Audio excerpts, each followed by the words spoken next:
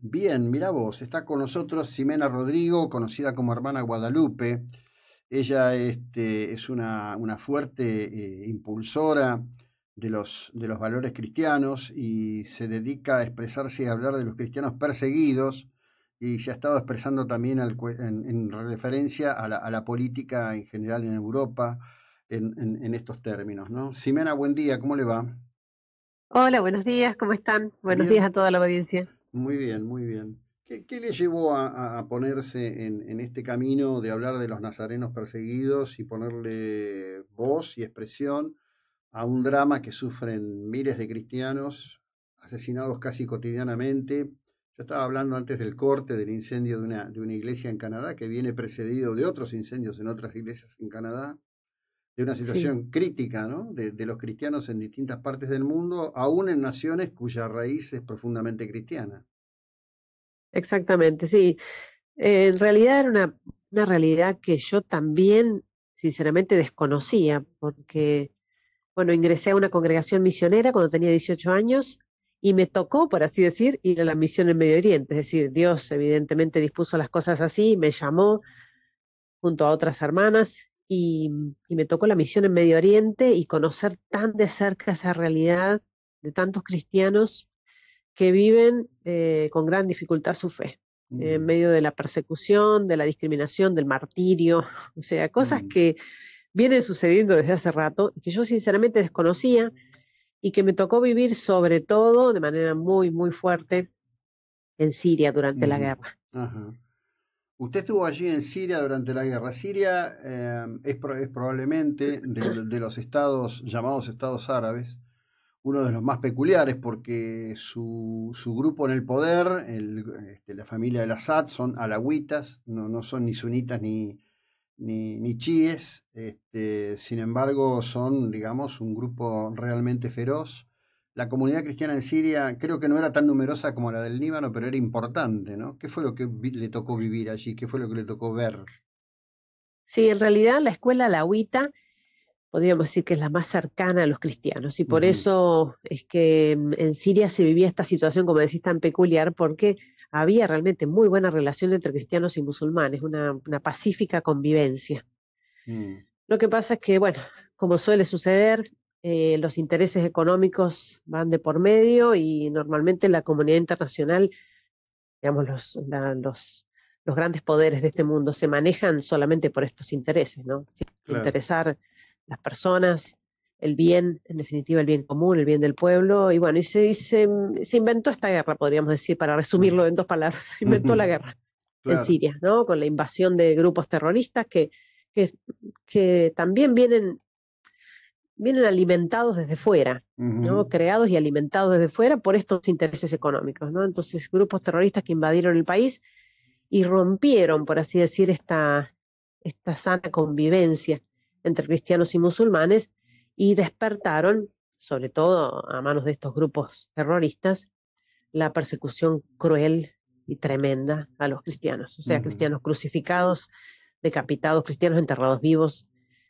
cosas que no se puede creer que estén sucediendo en estos tiempos, y claro. suceden, y siguen sucediendo. Esto fue en Siria en los años en que yo estuve allá durante la guerra. Yo estuve del 11 al 14, a fines del 14, la guerra duró 7 años en realidad, Mm, pero esto sigue sucediendo. Nigeria, por ejemplo, hoy es un lugar de persecución tremendo. claro. Es algo que en los medios se ignora, Ujú, ¿no? Se silencia. sí, totalmente, totalmente. No hay proporción, digamos, ¿no?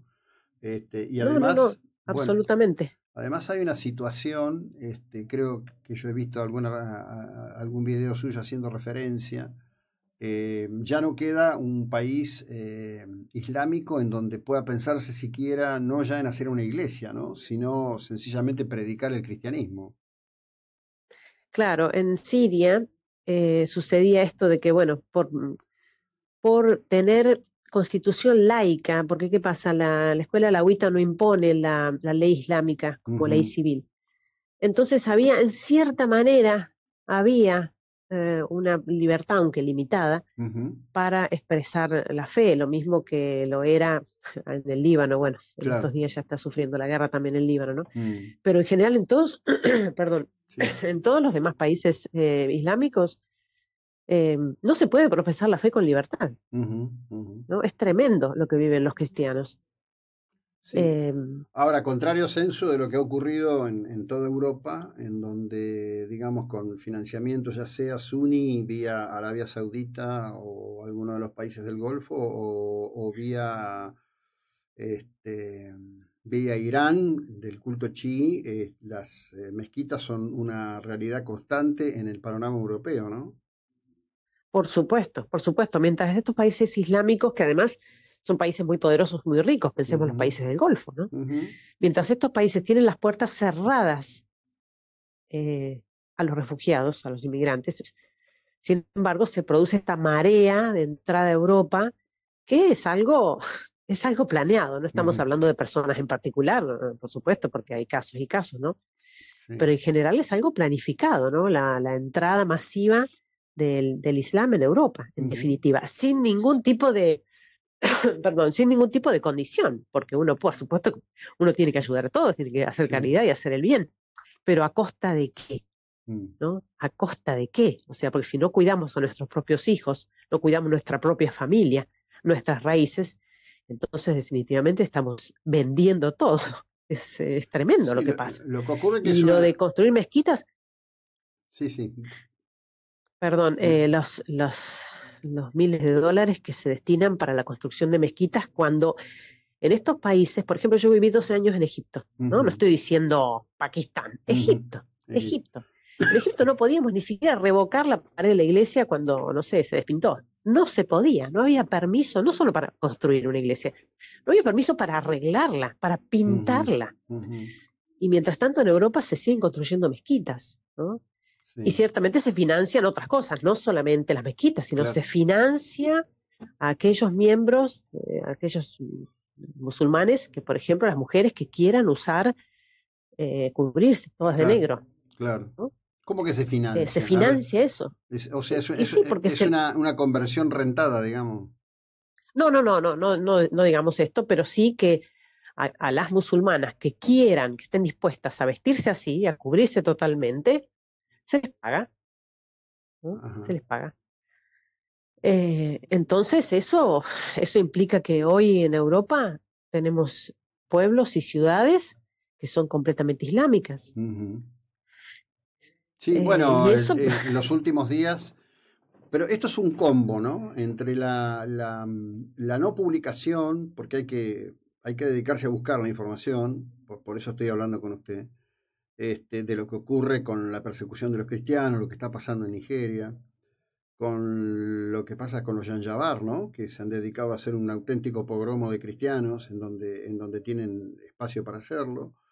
Aparece la otra cuestión, ¿no? Que es muy fuerte, que es la presión que se está metiendo en todos lados. En Inglaterra prácticamente ya hay comunidades enteras que están manejadas por personas que profesan el Islam porque la conversión de población o la mutación de población es enorme.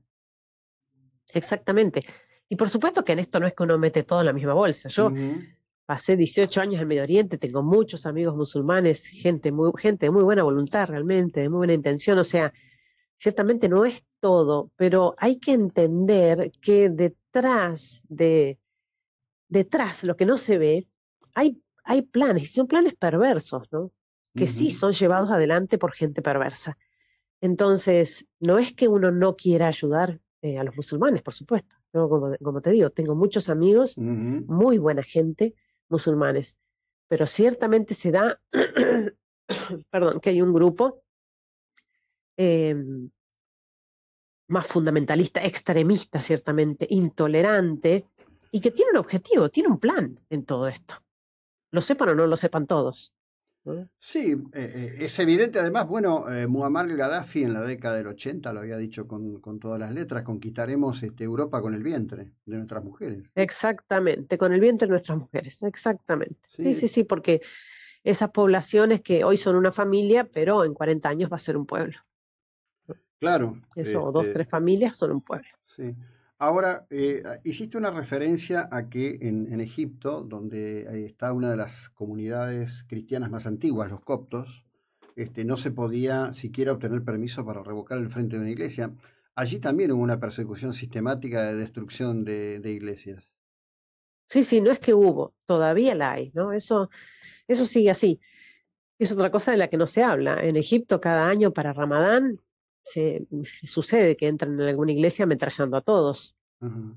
Es algo que ciertamente a la prensa no le interesa. Yo creo que en esto hay una cuestión importante y es no solamente que haya un plan perverso Mm. detrás de esto, ¿no? Cuando hablamos, por ejemplo, de islamización de Europa, sino que también esto encuentra tierra fértil, por así decir, en la falta de fe Mm. de muchos cristianos, es decir, en que Europa se haya enfriado en la fe. ¿Qué?